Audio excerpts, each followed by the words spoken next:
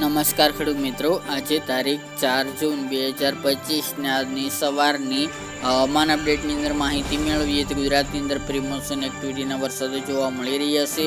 આગામી જે 2-3 દિવસ દરમિયાન ગુજરાતના છૂટાછવાયા વિસ્તારની અંદર વરસાદની શક્યતાઓ છે.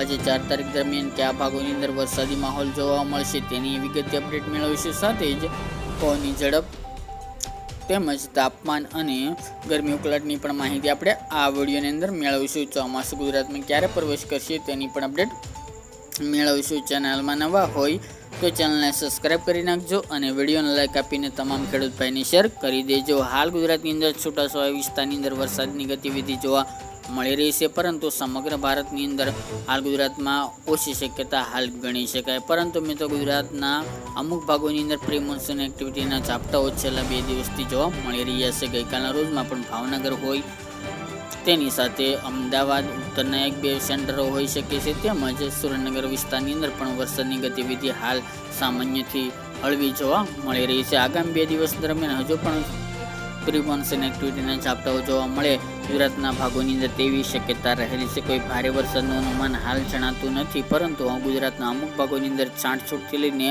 ઝાપટા પડી જાય તેવી શક્યતા હાલ જોવા મળી રહી છે. આજે 4 જૂન દરમિયાન વાત કરવામાં આવે તો ખાસ કરીને અમદાવાદ, ગાંધીનગર, ખેડા, આણંદ એ વિસ્તારની અંદર વરસાદની સંભાવના છે. તેમજ ધંધુકા, ધોલેરા એ વિસ્તાર, ભાવનગરથી અમદાવાદ વચ્ચેના વિસ્તારો હોય, તેમજ ભાવનગરના 1-2 સેન્ટર, સુરેન્દ્રનગરના સેન્ટરો હોઈ શકે છે. તેમજ ઉત્તરની અંદર અરવલ્લી, સાબરકાંઠા, બનાસકાંઠા અને મહેસાણાનો સમાવેશ જોવા મળી રહ્યો છે. એ સિવાય ગુજરાતના અન્ય વિસ્તારની અંદર 1-2 જગ્યાએ ઝાપટાઓ પડી શકે છે. બાકી કોઈ શક્યતા હાલ દેખાઈ રહી નથી, જેની તમામે ખેડૂત ભાઈએ નોંધ લેવી.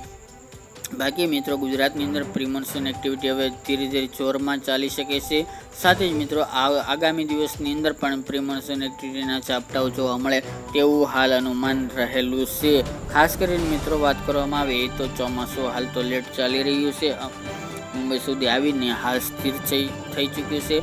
હવે હમણાં 15 તારીખ સુધી ગુજરાતમાં ચોમાસાની ગતિવિધિમાં આગળ વધારો થાય તેવું હાલ જોવા મળતું નથી. હજી ચોમાસું આગળ વધતા 15 જૂન આવી જાય તેવા હાલ સંકેતો જોવા મળી રહ્યા છે, કારણ કે હજુ કોઈ સિસ્ટમ સક્રિય બની નથી.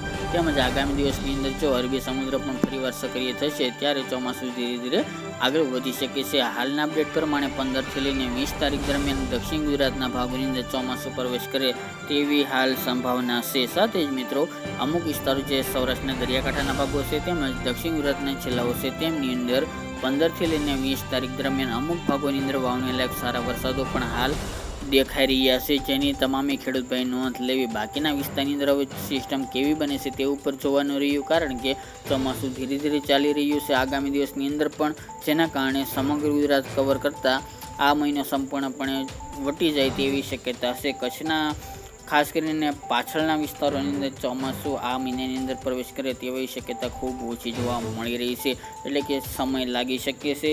સાથે જ મિત્રો, ચોમાસાની વાત કરીએ તો ચોમાસું એકંદરે સાવ સારું રહી શકે છે. 2025ના હવામાન વિભાગે ગુજરાતની અંદર ખાસ કરીને સૌરાષ્ટ્ર અને કચ્છના ભાગોની અંદર 119% વરસાદની આગાહી કરી છે, જ્યારે અન્ય વિસ્તારની અંદર પણ 110% વરસાદ જોવા મળે તેવી સંભાવના હાલ જાણવા મળી રહી છે, જેની તમામે ખેડૂતોએ નોંધ લેવી. બાકી મિત્રો, ગરમી અને ઉકળાટનું પ્રમાણ યથાવત જોવા મળશે. જ્યાં સુધી વરસાદ ન થાય ત્યાં સુધી પવનની ઝડપ વધી હતી, પરંતુ હવે ધીરે ધીરે પવનની ઝડપમાં પણ ઘટાડો જોવા મળશે. ગઈકાલના રોજથી પવનની ગતિમાં પણ સામાન્ય થોડો ઘટાડો પણ જોવા મળી રહી છે. આગામી દિવસની અંદર પણ હજુ પવનની ગતિમાં ઘટાડો થાય તેવી સંભાવના દેખાઈ રહી છે. 10 તારીખ સુધી પવનની ઝડપ આમ જોવા જઈએ તો 20 સુધી જોવા મળશે. બાકી કોઈ પણ ફેરફાર હશે તો અપડેટ આપતા રહીશું.